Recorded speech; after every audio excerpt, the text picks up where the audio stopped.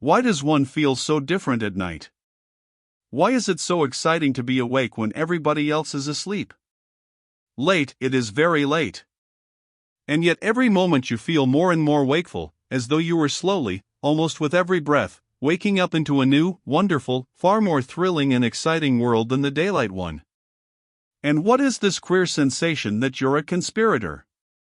Lightly, stealthily you move about your room. You take something off the dressing table and put it down again without a sound. And everything, even the bedpost, knows you, responds, shares your secret. You're not very fond of your room by day. You never think about it. You're in and out, the door opens and slams, the cupboard creaks. You sit down on the side of your bed, change your shoes and dash out again. A dive down to the glass, 2 pins in your hair, powder your nose and off again. But now it's suddenly dear to you. It's a darling little funny room.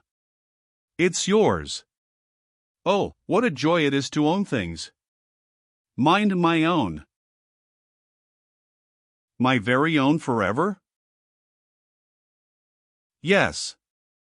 Their lips met. No, of course, that had nothing to do with it. That was all nonsense and rubbish. But, in spite of herself, Beryl saw so plainly 2 people standing in the middle of her room.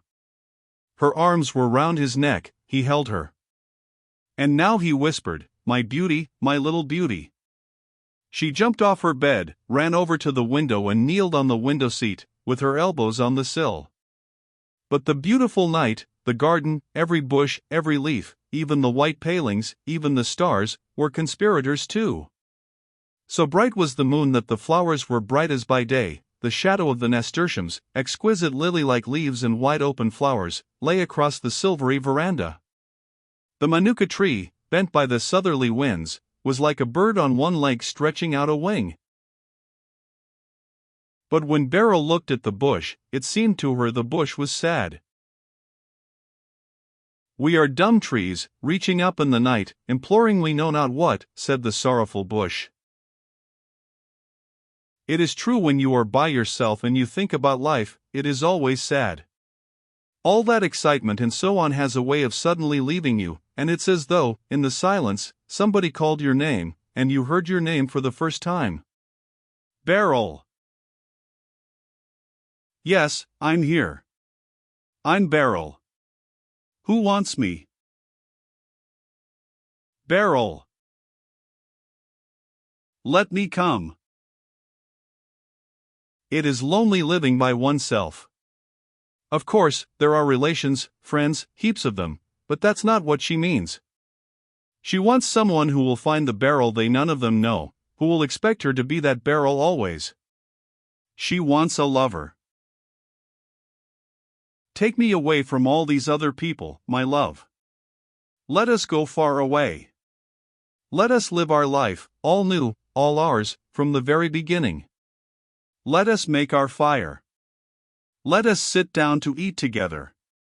Let us have long talks at night. And the thought was almost, "Save me, my love. Save me." Oh, go on. Don't be a prude, my dear. You enjoy yourself while you're young. That's my advice. And a high rush of silly laughter joined Mrs. Harry Kember's loud, indifferent neigh. You see, it's so frightfully difficult when you've nobody. You're so at the mercy of things. You can't just be rude. And you've always this horror of seeming inexperienced and stuffy like the other ninnies at the bay. And it's fascinating to know you've power over people. Yes, that is fascinating. Oh why doesn't he come soon? If I go on living here, thought Beryl, anything may happen to me. But how do you know he is coming at all? Mocked a small voice within her. But Beryl dismissed it. She couldn't be left. Other people, perhaps, but not she. It wasn't possible to think that Beryl Fairfield never married, that lovely fascinating girl, Do you remember Beryl Fairfield? Remember her. As if I could forget her. It was one summer at the bay that I saw her. She was standing on the beach in a blue, no, pink muslin frock, holding on a big cream, no, black straw hat. But it's years ago now. She's as lovely as ever, more so if anything. Beryl smiled, bit her lip, and gazed over the garden. As she gazed, she saw somebody, a man, leave the road, step along the paddock beside their palings as if he was coming straight towards her. Her heart beat. Who was it? Who could it be? It couldn't be a burglar, certainly not a burglar, for he was smoking and he strolled lightly. Beryl's heart leapt, it seemed to turn right over, and then to stop. She recognized him. "Good evening, Miss Beryl," said the voice softly. "Good evening. Won't you come for a little walk?" it drawled. "Come for a walk at that time of night? I couldn't. Everybody's in bed. Everybody's asleep." "Oh," said the voice lightly, and a whiff of sweet smoke reached her. "What does everybody matter? Do come. It's such a fine night. There's not a soul about." Beryl shook her head. But already something stirred in her, something reared its head. The voice said, "Frightened?" It mocked, "Poor little girl." "Not in the least," said she. As she spoke, that weak thing within her seemed to uncoil, to grow suddenly tremendously strong. She longed to go. And just as if this was quite understood by the other, the voice said, gently and softly, but finally, "Come along." Beryl stepped over her low window, crossed the veranda, ran down the grass to the gate. He was there before her. "That's right," breathed the voice, and it teased, "You're not frightened, are you? You're not frightened?" Now she was here, she was terrified, and it seemed to her everything was different.